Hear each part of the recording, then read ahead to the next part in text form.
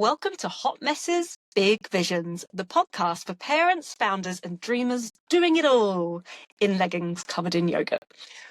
We're Nikki and Sophia, co-founders of The Village Co., mums of 4 tiny humans, and builders of a tech-powered babysitting empire with little family nearby and a whole lot of chaos. Each week, we're talking real-life parenting, behind-the-scenes startup truth bombs, and the big vision driving it all. Because building your dream doesn't need to be polished. It just needs to be real. This is Hot Messes, Big Visions. Let's get into it. Love it. We're on. We're live. Again. Oh, God. How are you, lives? It's that time of year. It is. I'm loving the heat in the summer and the sun. Yeah. And the fact that it's not gusting or gushing. Yeah. Gusting or gushing. Love it. Yeah. It's been a good day. Yeah. Been a good day. Been a rough week. I've been solo parenting. But it's been fine. It hasn't been terrible, but you just feel it so much more at the end of the day when you're done. Yeah. Yeah, it's tiring. Yeah. You don't have that someone to talk to. It's almost like you're not in the trenches with anybody. I'm all on my own. I'm dying alone. Well, it's true. Sometimes I feel like I need a sanity check. I need somebody else to tell me what's going on. Be like, it's okay. Just someone to do the dishes while I'm putting kids to sleep. Yeah. True. That would be nice. Very, very true. But it's fine. I can't complain. It's only been a few days, 4 days, so it's not terrible. Some people do it for life, and I don't know how they do it, but... I know, I have so much more respect. Like, not to say that I didn't have respect before, I have so much respect for solo parents anyway, but then I'd have to do it on my own, and I just don't know how they do it. Oh, they're absolute superheroes. Yeah, that's one thing. Yeah. You can probably see Soph's washing is in the background. As per. Yeah. Welcome to real life, none of that instant rubbish. So we... Thank God you can't see the floor, just saying. Honestly. So we've been talking anyway, and there's so many times where we sit there and we chat, and then we go, oh, we should be doing this on a podcast. So every time we talk. Yeah. So I kind of feel like a really good conversation starter would be for Soph to inform everyone about the goodbye, the farewell of cube storage. I was so proud of myself when I bought that. I was heavily pregnant with Ophelia, and the home we were in just had toys all over the living room, and there was no order to it at all. And Hunter didn't enjoy playing in his room. He wanted to be with us. So, and I saw you had some cube storage in your play area, and I thought, oh, that's a brilliant idea. And obviously, you see them all on Instagram. They look really cool. It was that phase where everybody did cube storage and had clear boxes so the kids could see what they're playing with. They pull it all apart anyways. So, But it played its role anyways. So I went to Bunnings and I bought a 9 cube storage thing that matched all my other, well, sort of. Nothing matches in my house. But it was massive, and I remember lugging it into the trolley, and no guy will pass me. So, are you okay? I'm like, oh, 8 months pregnant, yanking this massive thing into a trolley, and Sean and our friend Jamie put it together. I loved it. Everything had its place. I had a puzzle section and Legos and cars and whatever, and everything had its place. There was space for books, there was space for all my shit as well, and it played its part, right? Everything was neatly away and out of sight, out of mind, and there weren't just toys all over the place. People laugh about stepping on a Lego piece. It's legit. It's so so painful. Or have you ever stood on a car, like one of those Hot Wheels cars? Yeah, it's pretty painful too. I've literally stood on a car like a big car with wheels and gone flying. Yeah. I arrived at that the other day. He left it in, and it's always gets left where people walk. Yeah. Not on the side. Yeah. But anyways, then we moved into our space and our new home, which is lovely. I love it.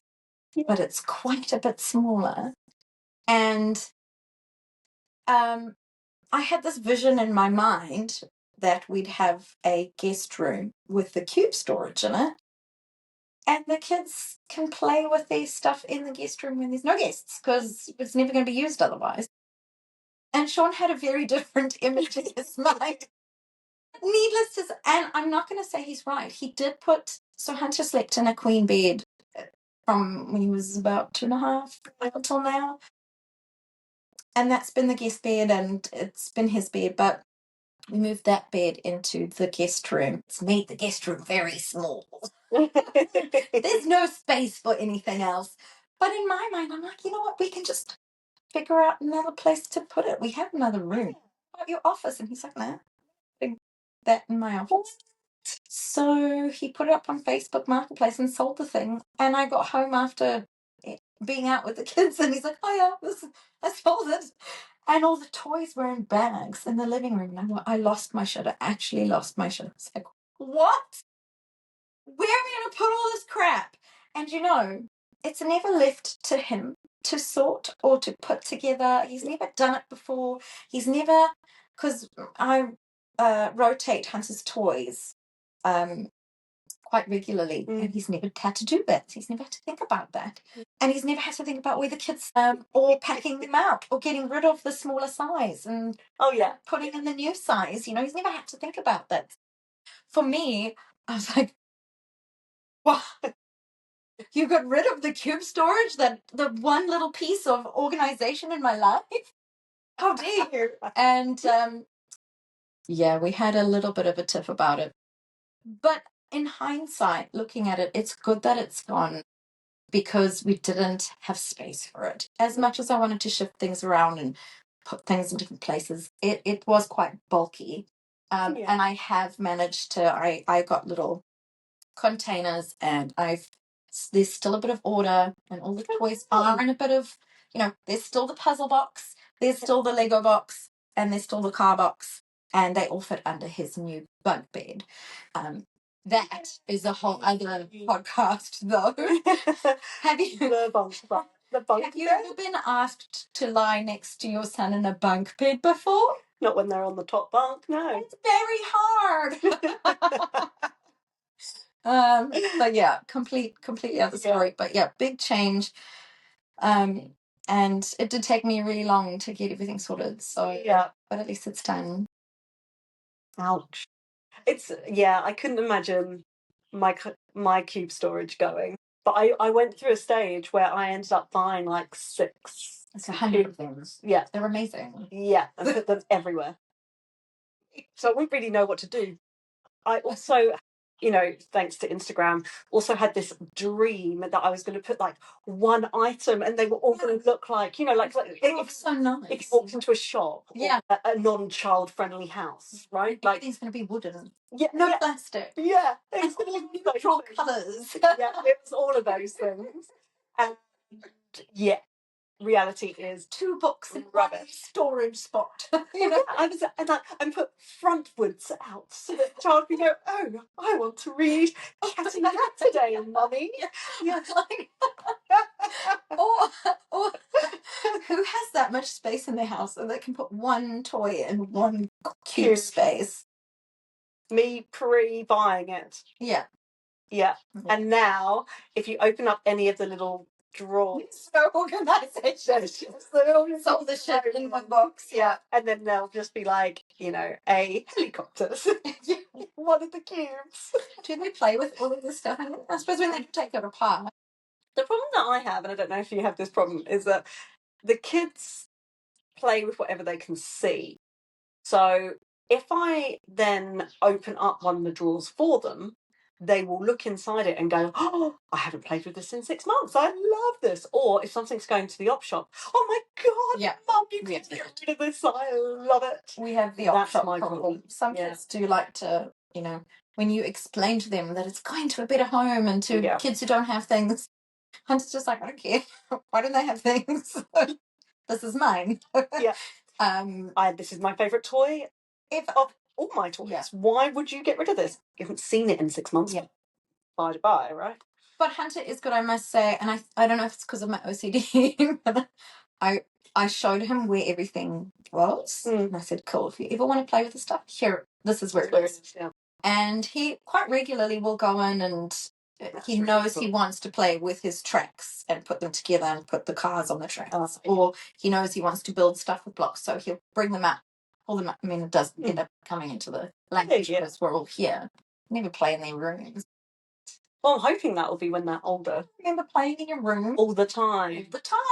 They were saying, I read a meme about this and they said, we are bedroom kids that are raising living room kids. Yeah. And we're overstimulated. And I was like, that's so true, because when I was a kid, you just were in your room all the time. I don't ever remember sitting in the lounge. Yes. But our kids are always here. And fair enough. We used to have every time. We used to have all the toys in the living room. Now they're in their room, but they still bring them out. Yep. They're like, cool, we want to be around here and play all the loud toys and the music. Thanks, Dan, by the way. Yeah. Thank you for the caterpillar. Yeah. It doesn't shut up. Jess's most recent ask has been for an Elsa doll that sings. Oh. Yeah. I was like, first of all, it's a Christmas gift. She doesn't want to wait until Christmas, but tough. And also, it's $50. $50 to listen to Elsa singing Let It Go. Have you heard the sounds of... Does she talk, or is it literally just singing? I think she just sings. I need to go and check it out. I know. Say she wasn't a good girl. You're on the naughty list. Well, I can't believe it. A singing Elsa. Thank you, Disney. Thank you. Yeah. So, yes. But, yeah. It's the change, right? It's the change. It is the change. Yes. So how is as you said, Hunter's now moved into a bunk bed and we've managed to convince him that he has to sleep on the bottom bunk. Oh, well done. He has fallen out twice. The other day I walked in and he was I heard a massive cutoff. I was like, oh my Lord, he's gone and fallen out the bed again. And he wasn't crying this time. The last time he screamed. He'd obviously hit his head or something. But I walked in. And mind you, my kids share a room. So I was pretty quick to react because I didn't want him to wake up Ophelia. Yeah. So I walked in to the room and he was sitting next to her cot like a little Buddha sleeping. Oh, sitting up. And yeah, picking him up and getting, because the space between the top and the bottom bunk is very little. Oh. I've hit my head multiple times. I keep getting caught. There's because the rungs of the top bunk have staples in them. Oh, yeah. And my hair keeps getting it's like 500 hairs hanging from the staple. He sleeps all right and he enjoys it. He likes it because he's got new bedding as well. Oh, yes. It's an exciting part of, childhood is choosing your bedding. Yeah. And, it wasn't my first choice. I wanted everything to match and be neutral and, be pretty, but I don't care anymore. He chose both of them, the top and the bottom. Oh, and, they're different and I don't care. It's okay. He loves it. So, yeah, he sleeps a lot better. Oh. He still comes to my room every morning and joins me, but he still sleeps. Yes, but he's also 4. It's fine. Yeah. But you, on the other hand, you've been sleep training, right? I feel like I have been talking about my sleep training training Ollie for about 10 years. I have been sleep training him since he was in the womb. I've been sleep training this kid. You will sleep. Ollie tones. Honestly, he is an enigma, that boy. I don't understand it. I only put it down to he has a dad that doesn't sleep. Yeah. I think we did say in the last one. You would never have married him had you known. Never have had children with him if I'd known. But yes. So Ollie, we've been using a sleep consultant. We are about 2 months in. This is the third time. Oh, sorry, I've just realised I'm like half hanging off the side. So we're using sleep consultant. It is. It's a mission. It's a mission. So I'd say this is probably the third round with the sleep consultant. Jeremy likes to think it's because I keep backing down. He does tell me this. I know. It's on the side. He's like, it's always Nikki's fault. It's always my fault. That's because my son doesn't want anything to do with him when it comes to sleep time. So I have to do it all. So if I have to get up 5 times in the night, he won't have Jeremy. And when I say he won't have Jeremy, he screams, he holds his breath, he gets himself, he throws up where he is so distraught. And then you can't calm him down. So it's not worth it. It's a lot easier just me doing it. And then he'll wake up Jessica, and then we've got 2 kids awake, and it's just chaos. Yeah. And honestly, if you don't have 2 kids yet. So and then the moment if Jeremy walks towards him, he's like, it's like something out of a horror movie. He's like, no, and then as he gets picked up, he's going, please. I'm like, oh my god, this is horrific. It's so hard. So pulls away from it's like, not you. Get me out of here. And it's so sad. And so so we've done really well. He's doing so well.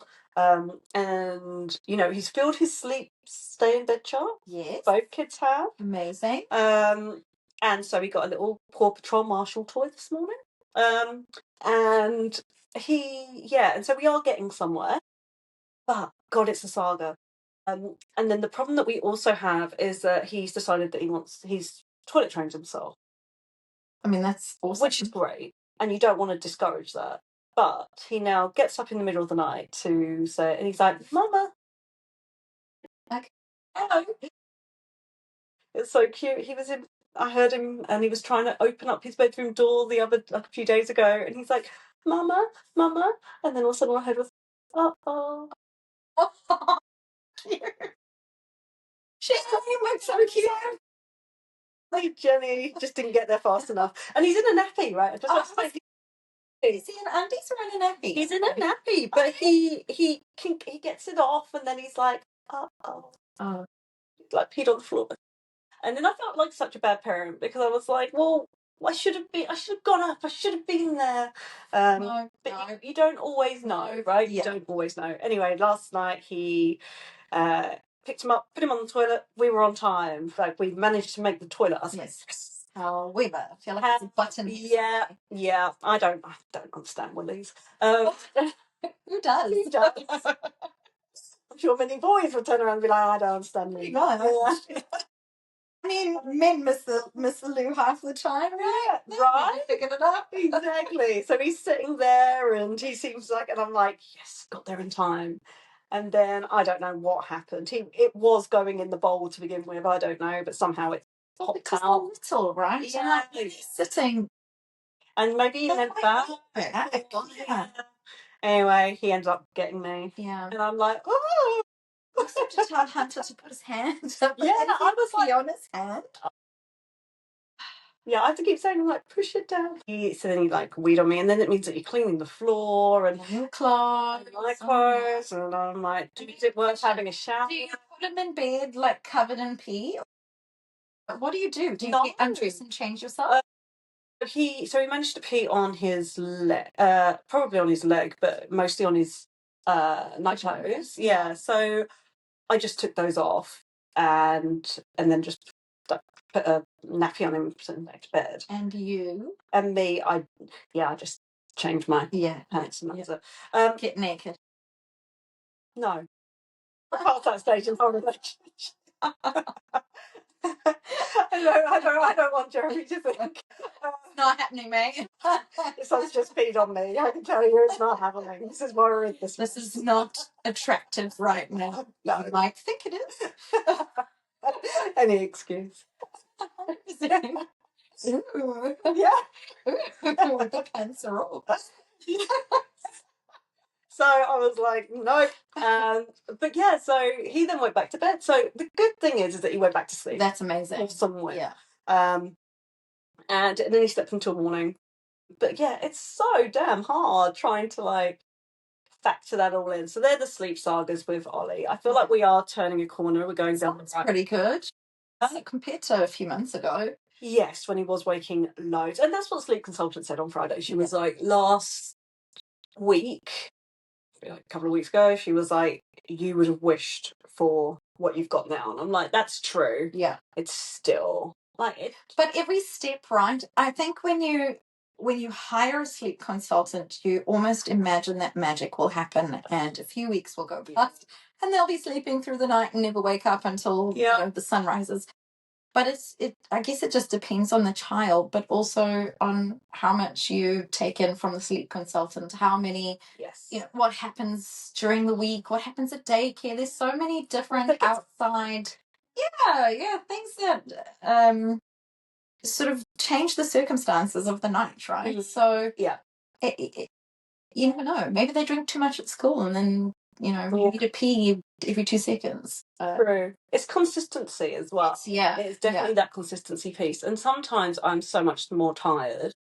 True. And so there's certain times where I'll take him to bed and then I end up falling asleep myself. Or I've done that many times. I do it with my eyes closed because I'm so tired. I don't want to have to open my eyes. Well, see, this is why I like the queen bed, because I could pick up Ophelia and lie in the queen bed and all three of us would just pass out. Or, I could pat both of them and pass out on the queen bed, But now I can't do that because now I'm sitting off like the Hunchback of Notre Dame, catching the one like Hunter trying to grab me and saying, no, this bed is so uncomfortable. Yeah.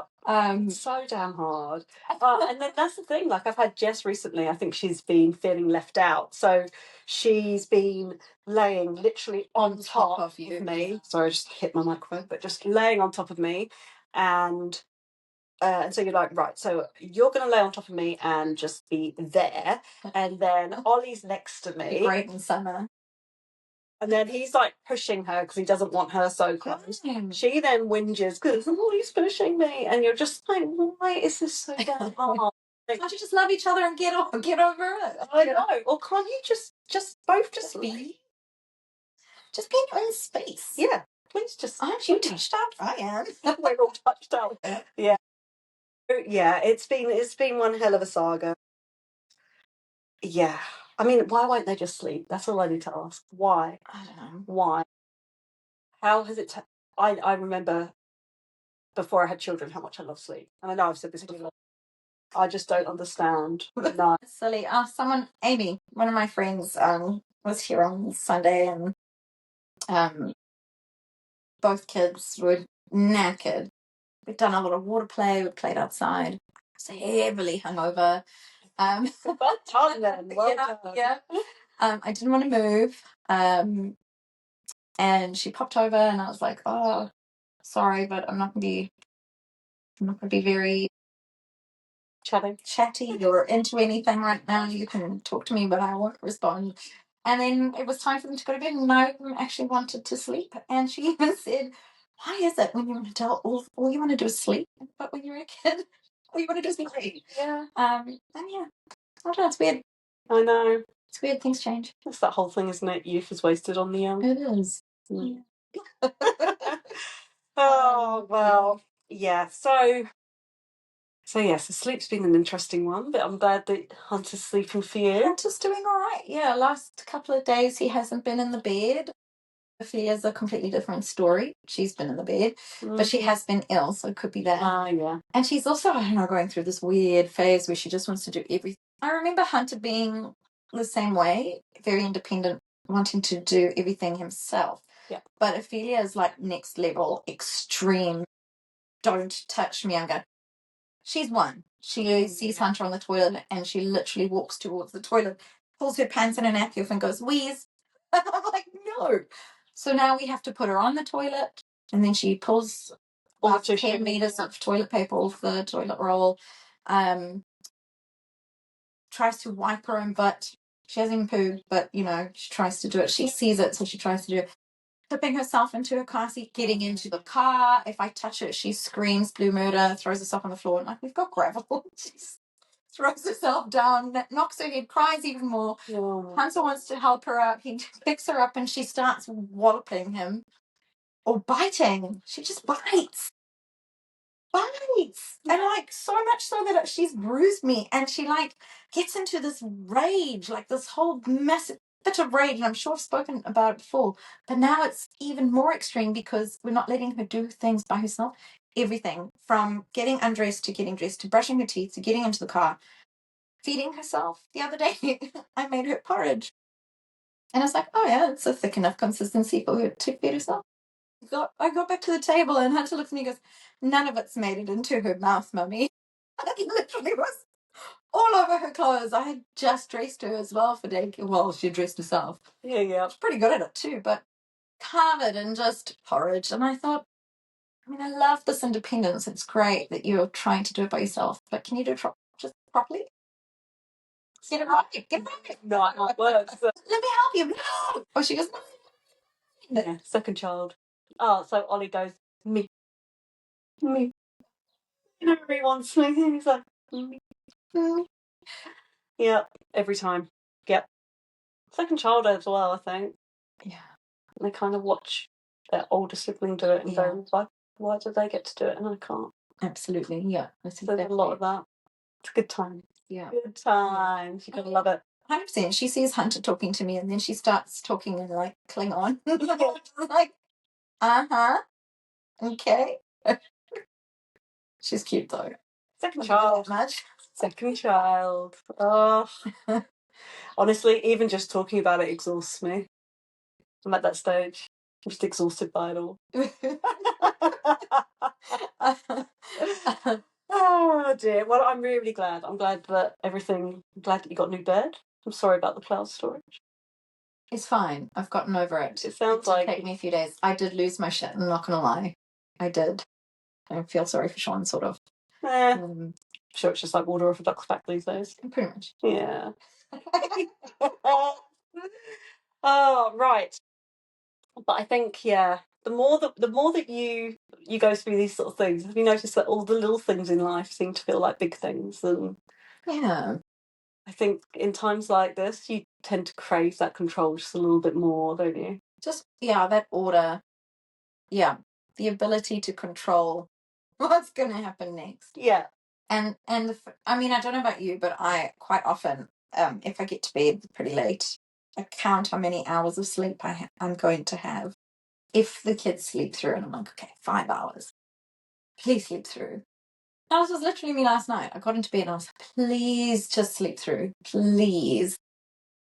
And it feels like no matter what you do, there's not much of your life when there's kids that you can control. So when there is something that you can, and I guess they feel the same way. Maybe. But yes, I agree. At times they do, it's about control. It is about, you feel like you need to hold on to something. I know that when everything seems to be going wrong, or the kids are really getting on my nerves, that's the one thing that I can't handle is when I don't have control and I'm like, I can't get anything right. Yeah. So I think and that's when the breakdown begins. What was I telling the other day? I can't even remember. Oh, my friend sent me last night. So she had us over for Diwali. It was awesome. Really cool celebration. I'm so grateful to be there. And she has recently also solo parented for 2 weeks. Mm-hmm.